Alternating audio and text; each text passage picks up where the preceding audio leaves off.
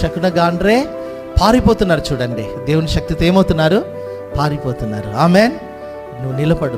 లోకంలో మనం నిలబడదాం, యేసుక్రీస్తు రాయబారులుగా నిలబడదాం, ప్రార్థన చేద్దాం, వాటిని ఎదిరిస్తాం. మన కుటుంబ పరిస్థితులు ఎదురవుతున్న ప్రతి పరిస్థితులు ఎదురుగా నిలబడదాం యేసు నామంలో. ఎంత కష్టమా నేను నిలబడతాను యేసు నామంలో, నీ అంత చూస్తాను నేను యేసు నామంలో. హల్లెలూయా. ప్రతి పరిస్థితి ఖచ్చితంగా ఓడిపోవాల్సిందే, ఎందుకంటే నీకన్నా నా యేసయ్య గొప్పవాడు.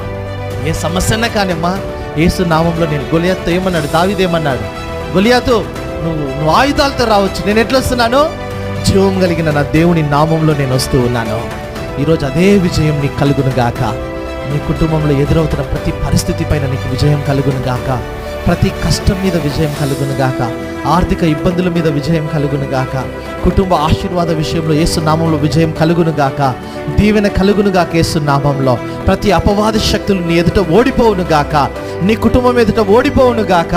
లోకంలో నువ్వు ఒక జవాబుదారిగా, లోకంలో ఒక సాక్షికరంగా నువ్వు నిలబడదువు గాక యేసుక్రీస్తు కోసం. ఆమేన్. హల్లెలూయా. దేవుడు మన ద్వారా మహిమ పొందుతున్నాడు.